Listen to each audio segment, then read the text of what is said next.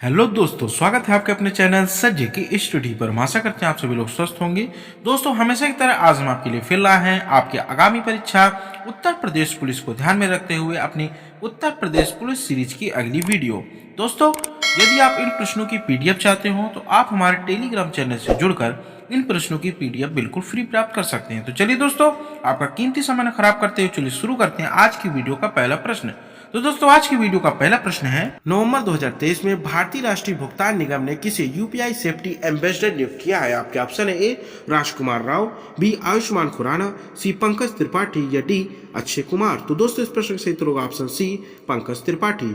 इसी क्रम दोस्तों, आपका अगला प्रश्न दूसरा, निम्नलिखित में से कौन सुमेलित है? आपके ऑप्शन है ए बखीरा वन्यजीव अभ्यारण्य उन्नाव, बी ओखला पक्षी अभ्यारण्य ललितपुर, सी सांडी पक्षी अभ्यारण्य हरदोई या डी महावीर स्वामी वन्यजीव अभ्यारण्य बस्ती। तो दोस्तों, इस प्रश्न में सही उत्तर होगा ऑप्शन सी सांडी पक्षी अभ्यारण्य हरदोई। दोस्तों, आपकी जानकारी के लिए बता दें, बखीरा वन्यजीव अभ्यारण्य संत कबीर नगर, ओखला पक्षी अभ्यारण्य गौतम बुद्ध नगर, महावीर स्वामी वन्यजीव अभ्यारण्य ललितपुर में स्थित है। इसी क्रम दोस्तों, आपका अगला प्रश्न तीसरा, उत्तर प्रदेश की सर्वाधिक लंबी नहर प्रणाली है? आपके ऑप्शन है ए ऊपरी गंगा नहर, बी शारदा नहर, सी केन नहर या डी घाघरा नहर। तो दोस्तों, इस प्रश्न का सही उत्तर होगा ऑप्शन बी शारदा नहर। दोस्तों, इस नदी का उद्गम स्थल उत्तराखंड नेपाल सीमा पर स्थित बनवासा जिला नैनीताल के निकट स्थित है। इसी क्रम दोस्तों, आपका अगला प्रश्न चौथा, उत्तर प्रदेश में तेल शोधक कारखाना स्थित है? आपके ऑप्शन है ए मुरादाबाद में, बी मिर्जापुर में, सी कानपुर में या डी मथुरा में। तो दोस्तों, इस प्रश्न का सही उत्तर होगा ऑप्शन डी मथुरा में। इसी क्रम दोस्तों, आपका अगला प्रश्न पांचवा, भारत का पहला ई वेस्ट इको पार्क कहाँ स्थापित किया जाएगा? आपके ऑप्शन है ए बेंगलुरु, बी पुणे, सी नई दिल्ली या डी इंदौर। तो दोस्तों, इस प्रश्न का सही उत्तर होगा ऑप्शन सी नई दिल्ली।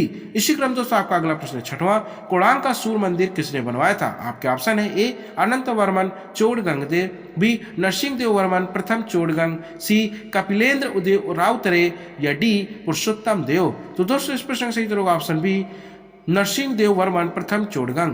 दोस्तों, आपकी जानकारी के लिए बता दें, पुरी स्थित कोणार्क के विशाल सूर्य मंदिर का निर्माण नरसिंह देव वर्मन प्रथम चोड़गंग ने बनवाया था। यह मंदिर 13वीं शताब्दी का है। इस मंदिर के चारों ओर पत्थर के तरासे हुए 12 जोड़ी पहिए लगाए गए हैं और इसको एक रथ का आभास देने के लिए इसके सामने 7 घोड़ों की मूर्तियां लगाई गई हैं जो मानो रथ खींचते हुए प्रतीत होती हैं। दोस्तों, कोणार्क के सूर्य मंदिर को काला पैगोड़ा भी कहते हैं। दोस्तों, आपको हमारी तरफ से एक छोटा सा चैलेंज, दोस्तों कोणार्क का सूर्य मंदिर किस राज्य में स्थित है? इसका उत्तर आप हमारे कमेंट बॉक्स पर लिख के बताएंगे। दोस्तों, इसी क्रम में आपका अगला प्रश्न सातवां, किस रंग के प्रकाश की तरंग दैर्घ्य सबसे कम होती है? आपके ऑप्शन है ए पीला, बी बैगनी, सी हरा या डी लाल। तो दोस्तों, इस प्रश्न का सही उत्तर होगा ऑप्शन बी बैगनी। दोस्तों, आपके लिए एक छोटा सा चैलेंज है, किस रंग की प्रकाश की तरंग दैर्घ्य सबसे अधिक होती है? इसका उत्तर आप हमारे कमेंट बॉक्स पर लिख के बताएं। इसी क्रम दोस्तों, आपका अगला प्रश्न आठवां, मानव शरीर संरचना में कौन सी दूसरी सबसे बड़ी ग्रंथि होती है? आपके ऑप्शन ए पित्ताशय, बी पीयूषिका, सी अग्न्याशय या डी यकृत। तो दोस्तों, इस प्रश्न का सही उत्तर होगा ऑप्शन सी अग्न्याशय। दोस्तों, यदि अगर बात की जाए कि सबसे बड़ी ग्रंथि तो वह यकृत होती है। इसी क्रम दोस्तों, आपका अगला प्रश्न नौवां, 18वीं उत्तर प्रदेश विधानसभा में कुल महिला सदस्यों की संख्या कितनी है? आपके ऑप्शन है दोस्तों ए 52, बी 47, सी 37 या डी 30। तो दोस्तों, इस प्रश्न का सही उत्तर होगा ऑप्शन बी 47। दोस्तों, इसी क्रम में आपका अगला प्रश्न 10वां, धर्म आदि के आधार पर विभेद का प्रतिषेध भारत के संविधान का अनुच्छेद 15 एक मूल अधिकार है जिसे किसके अधीन वर्गीकृत किया जाएगा? आपके ऑप्शन ए धर्म की स्वतंत्रता का अधिकार, बी शोषण के विरुद्ध अधिकार, सी सांस्कृतिक और शैक्षिक अधिकार या डी समता का अधिकार। तो दोस्तों, इस प्रश्न का सही उत्तर होगा ऑप्शन डी समता का अधिकार। दोस्तों, समता का अधिकार 14 से 18 तक अनुच्छेद में वर्णित है। अगर इसी तरह बात की जाए शोषण के विरुद्ध अधिकार तो 23 से 24 तक, धर्म की स्वतंत्रता का अधिकार यदि बात की जाए तो 25 से 28 तक, और सांस्कृतिक और शैक्षिक अधिकार की बात की जाए तो 29 से 30 तक अनुच्छेद में वर्णन मिलता है। दोस्तों, इसी क्रम में आपका अगला प्रश्न 11वां, उत्तर प्रदेश के किस शहर में पागल बाबा का मंदिर स्थित है? आपके ऑप्शन है ए वृंदावन, बी वाराणसी, सी सारनाथ या डी चित्रकूट। तो दोस्तों, इस प्रश्न का सही उत्तर होगा ऑप्शन ए वृंदावन। इसी क्रम दोस्तों, आपका अगला प्रश्न 12वां, स्कर्वी रोग किस विटामिन की कमी कारण होता है? आपके ऑप्शन है A vitamin A, B vitamin D, C vitamin B या डी विटामिन सी। तो दोस्तों इस प्रश्न का सही उत्तर होगा ऑप्शन डी विटामिन सी। दोस्तों विटामिन सी को स्कॉर्बिक एसिड के नाम से भी जाना जाता है। ये जल में घुलनशील विटामिन है। यह विटामिन घावों के भरने में सहायक होती है। इसकी कमी से स्कर्वी नामक रोग हो जाता है। इसी क्रम दोस्तों आपका अगला प्रश्न 13वां, उत्तर प्रदेश स्वामी विवेकानंद ऐतिहासिक पर्यटन यात्रा योजना उत्तर प्रदेश सरकार द्वारा किसके लिए आरंभ की गई? आपके ऑप्शन है ए बुजुर्गों के लिए, बी महिलाओं के लिए, सी युवाओं के लिए या डी मजदूरों के लिए। तो दोस्तों इस प्रश्न का सही उत्तर होगा ऑप्शन डी मजदूरों के लिए। दोस्तों उत्तर प्रदेश स्वामी विवेकानंद ऐतिहासिक पर्यटन यात्रा मजदूरों के लिए शुरू की गई उत्तर प्रदेश सरकार द्वारा एक योजना है। इसी क्रम दोस्तों आपका अगला प्रश्न 14, निम्नलिखित अंगों में से कौन सा अंग पित्तरस का स्त्राव करता है? दोस्तों आपके ऑप्शन है ए हृदय, बी मस्तिष्क, सी गुर्दा या डी यकृत। तो दोस्तों इस प्रश्न का सही उत्तर होगा ऑप्शन डी यकृत। दोस्तों यकृत पित्तरस का स्त्राव करता है और पित्तरस पित्ताशय में जाके एकत्र होता है। इसी क्रम दोस्तों आपका अगला प्रश्न 15, चालुक्य वंश का सबसे महान शासक कौन था? आपके option A Vikramaditya, B Mangalesh, C Pulakeshin द्वितीय या डी पुलकेशन प्रथम। तो दोस्तों इस प्रश्न का सही उत्तर होगा ऑप्शन सी पुलकेशन द्वितीय। दोस्तों आपकी जानकारी के लिए बता दें पुलकेशन द्वितीय चालुक्य वंश के शासकों में सर्वाधिक योग्य शक्तिशाली शासक था। उसने 610-642 ईस्वी तक शासन किया। उसकी उपलब्धियों का विवरण हमें एहोल अभिलेख से प्राप्त होता है। इसी क्रम दोस्तों आपका अगला प्रश्न 16वां, उत्तर प्रदेश में होली के त्योहार पर लट्ठमार होली मनाई जाती है। तो दोस्तों ये होली किस जगह बनाई जाती है इसको बताना है आपको। तो आपके ऑप्शन ए बरसाना में, बी वृंदावन में, सी मथुरा में या डी गोकुल में। तो दोस्तों इस प्रश्न का सही उत्तर होगा ऑप्शन ए बरसाना में। दोस्तों आपकी जानकारी के लिए बता दें लट्ठमार होली का संबंध बरसाना से है। लोक कथाओं के अनुसार भगवान श्री कृष्ण ने अपने मित्रों के साथ इस दिन अपने गांव नंदगांव में राधा जी के गांव बरसाना गए थे, जहां राधा और उनकी सहेलियों ने लठ से उन्हें भगाने का प्रयास किया था। तब से यह प्रथा चली आ रही है और आज भी बरसाना में लट्ठमार होली बनाई जाती है। दोस्तों इसी क्रम में आपका अगला प्रश्न 17, राज्य के खर्च पर हज की व्यवस्था करने वाला पहला भारतीय शासक था। आपके ऑप्शन है ए अलाउद्दीन खिलजी, बी फिरोज तुगलक, सी अकबर या डी औरंगजेब। तो दोस्तों इस प्रश्न का सही उत्तर होगा ऑप्शन बी फिरोज तुगलक। दोस्तों राज्य के खर्च पर हज की व्यवस्था करने वाला पहला भारतीय शासक फिरोज तुगलक था। इसने दारुल सफा नामक एक खैराती अस्पताल की भी स्थापना की जिसमें कुशल हकीम रखे गए थे। इसी क्रम दोस्तों आपका अगला प्रश्न 18वां, बांग्लादेश की स्थापना किस वर्ष हुई? आपके ऑप्शन है 1971, बी 1972, सी 1973 या डी 1970। तो दोस्तों इस प्रश्न का सही उत्तर होगा ऑप्शन ए 1971।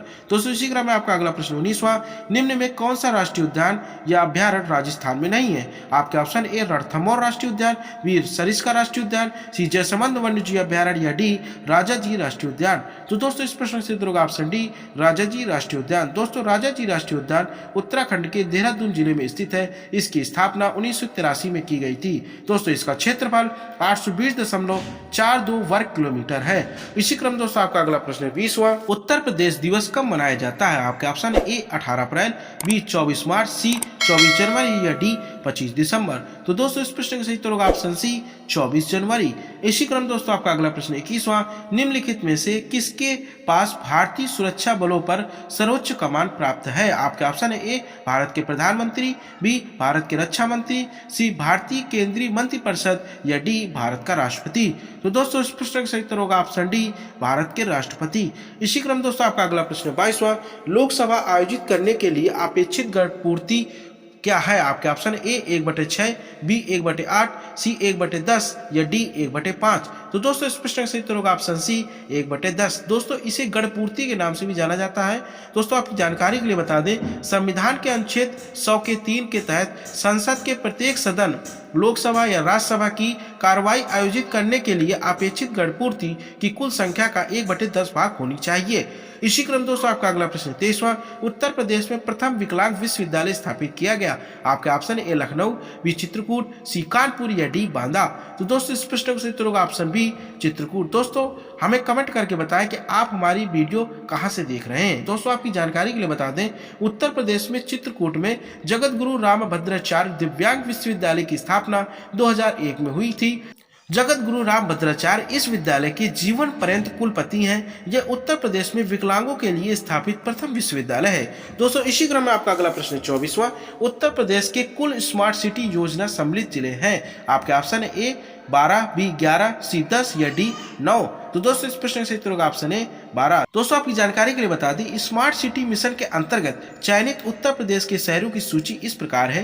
पहला मुरादाबाद, दूसरा अलीगढ़, तीसरा सहारनपुर, चौथा बरेली, पांचवा झांसी, छठवां कानपुर, सातवां प्रयागराज, आठवां लखनऊ, नौवां वाराणसी, 10वां आगरा, 11वां गाजियाबाद और 12वां रामपुर है। इसी क्रम दोस्तों आपका अगला प्रश्न 25वां, भारत में किसके सुझाव पर सरकार द्वारा कृषि फसलों का न्यूनतम समर्थन मूल्य यानी एमएसपी जारी किया जाता है? आपके ऑप्शन है ए भारतीय रिजर्व बैंक, बी नाबार्ड, सी भारतीय खाद्य निगम या डी कृषि लागत और मूल्य आयोग यानी कि CACP। तो दोस्तों इस प्रश्न का सही उत्तर होगा ऑप्शन डी कृषि लागत और मूल्य आयोग CACP। इसी क्रम दोस्तों आपका अगला प्रश्न 26, उत्तर प्रदेश के बजट 2023-24 में मुख्यमंत्री कन्या सुमंगला योजना के लिए कितनी राशि का प्रावधान किया गया है? आपके ऑप्शन है ए 950 करोड़ रुपए, बी 650 करोड़ रुपए, सी 850 करोड़ रुपए या डी 1050 करोड़ रुपए। इसी क्रम दोस्तों इस प्रश्न का सही उत्तर होगा ऑप्शन डी 1050 करोड़ रुपए। इसी क्रम दोस्तों आपका अगला प्रश्न 27, एकाधिकार शब्द किससे संबंध है? आपके ऑप्शन है ए पूंजीवाद, बी समाजवाद, सी मिश्रित अर्थव्यवस्था या डी साम्यवाद। तो दोस्तों इस प्रश्न का सही उत्तर होगा ऑप्शन ए पूंजीवाद। दोस्तों आपकी जानकारी के लिए बता दें, एकाधिकार उस स्थिति को कहते हैं जब उद्योग के संचालन में एक ही फर्म होती है। एकाधिकार की स्थिति विशेष तौर पर पूंजीवाद की विशेषता मानी जाती है। समानता इसे पूंजीवाद व्यवस्था के नाम से भी जाना जाता है। दोस्तों इसी क्रम में आपका अगला प्रश्न 28वां, उत्तर प्रदेश वित्तीय निगम की स्थापना कब हुई थी? आपके ऑप्शन है ए 1952, बी 1957, सी 1959 या डी 1954। तो दोस्तों इस प्रश्न का सही उत्तर होगा ऑप्शन डी 1954। उत्तर प्रदेश वित्तीय निगम की स्थापना राज्य वित्तीय निगम एक्ट 1951 के अंतर्गत वर्ष 1954 में की गई थी। यह निगम राज्य में लघु एवं मध्यम उद्यमों के विकास हेतु वित्तीय सहायता प्रदान करता है। इसी क्रम दोस्तों आपका अगला प्रश्न 29, डेंगू बुखार किस रोग वाहक द्वारा संचरित होता है? आपके option A Aedes aegypti, B Culex एस्कोटिस, सी एनाफ्लीज कल्सीफेसिस या डी मंसोनिया यूनिफॉर्मिस। तो दोस्तों इस प्रश्न का सही उत्तर होगा ऑप्शन ए एडीज एजिप्टी। दोस्तों डेंगू में हड्डियों और जोड़ों में भयंकर पीड़ा तथा तेज द्वार होता है। यह एक प्रकार का विषाणु के संक्रमण द्वारा उत्पन्न होने वाली बीमारी होती है। दोस्तों आपकी जानकारी के लिए बता दें, डेंगू बुखार से पीड़ित व्यक्ति के रक्त में प्लेटलेट्स की कमी हो जाती है। दोस्तों इसी क्रम में आपका अगला प्रश्न 30वां, दो नदियों के बीच उपजाऊ भूमि को कहते हैं? आपके ऑप्शन ए जल संभर, बी जल विभाजक, सी दोआब या डी तराई। तो दोस्तों इस प्रश्न का सही उत्तर होगा ऑप्शन सी दोआब। दो नदियों के बीच की उपजाऊ भूमि को दोआब कहते हैं और जल विभाजक क्षेत्र वह होता है जो जल के प्रवाह की दिशा को विभाजित करता है। तराई क्षेत्र दलदली मैदान को कहते हैं, जबकि जल संभर जल के संरक्षण और प्रबंधन की विधि होती है। दोस्तों इसी क्रम में आपका अगला प्रश्न 31, कौन सा पर्वत हिमालय श्रृंखला का अंग नहीं है? आपके option A Aravalli, B Kamet, C Karakoram या डी नंदा देवी। तो दोस्तों इस प्रश्न का सही उत्तर होगा ऑप्शन ए अरावली। दोस्तों अरावली श्रृंखला राजस्थान में पाई जाती है। दोस्तों इसी क्रम में आपका अगला प्रश्न 32वां, उत्तर प्रदेश में कोयले के भंडार पाए जाते हैं? आपके ऑप्शन ए पश्चिमी उत्तर प्रदेश में, बी पूर्वी उत्तर प्रदेश में, सी सिंगरौली क्षेत्र में या डी उपयुक्त में सभी। तो दोस्तों इस प्रश्न का सही उत्तर होगा ऑप्शन सी सिंगरौली क्षेत्र में। दोस्तों उत्तर प्रदेश के सोनभद्र जिले में सिंगरौली क्षेत्र उपस्थित है। इसी क्रम दोस्तों आपका अगला प्रश्न 33वां, भारतीय मानक समय किस रेखांश पर अपनाया जाता है? आपके ऑप्शन ए 57.5 डिग्री ईस्ट रेखांश, बी 82.5 डिग्री ईस्ट रेखांश, सी 90.5 डिग्री ईस्ट रेखांश या डी 0 डिग्री रेखांश। तो दोस्तों इस प्रश्न का सही उत्तर होगा ऑप्शन बी 82.5 डिग्री ईस्ट रेखांश। भारतीय मानक समय 82 डिग्री 30 मिनट पूर्वी देशांतर पर अपनाया जाता है, जो इलाहाबाद के नैनी से होकर गुजरती है। यह ग्रीनविच समय से 5.5 घंटा यानी 5 घंटा 30 मिनट आगे है। इसी क्रम दोस्तों आपका अगला प्रश्न 34वां, भारत में सिविल सर्विसेज का सूत्रपात निम्नलिखित में से किसने किया था?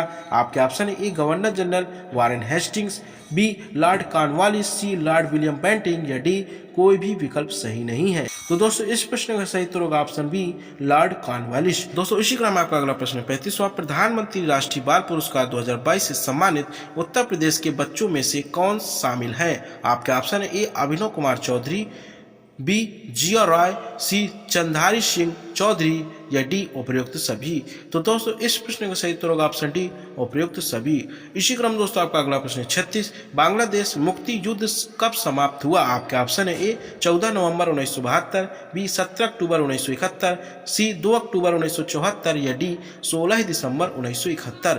तो दोस्तों इस प्रश्न का सही उत्तर होगा ऑप्शन डी 16 दिसंबर 1971। दोस्तों 16 दिसंबर 1971 को पाकिस्तानी सेना के लेफ्टिनेंट कर्नल AK नियाजी ने भारतीय पूर्वी कमांड के JOC in chief lieutenant general Jagjit Singh Arora के समक्ष आत्मसमर्पण किया था।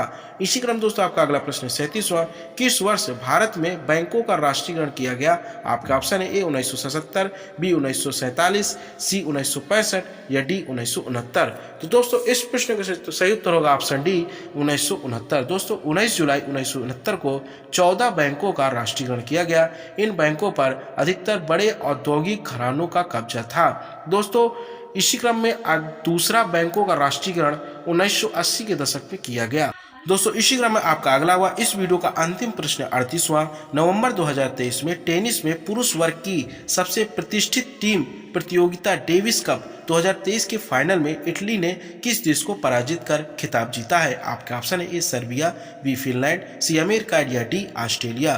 तो दोस्तों इस प्रश्न का सही उत्तर होगा ऑप्शन डी ऑस्ट्रेलिया। दोस्तों यदि आप हमारे चैनल में नए हो तो प्लीज दोस्तों हमारे चैनल को जरूर सब्सक्राइब करें, और यदि आपको हमारी मेहनत अच्छी लग रही हो तो दोस्तों प्लीज हमारी इस वीडियो को ज्यादा से ज्यादा दोस्तों के साथ शेयर करें और लाइक करें। और यह वीडियो आपको कैसी लगी अपनी राय व सुझाव हमारे कमेंट बॉक्स में लिख के जरूर बताएं। तो दोस्तों मिलते हैं अपनी अगली वीडियो में। जय हिंद, जय भारत।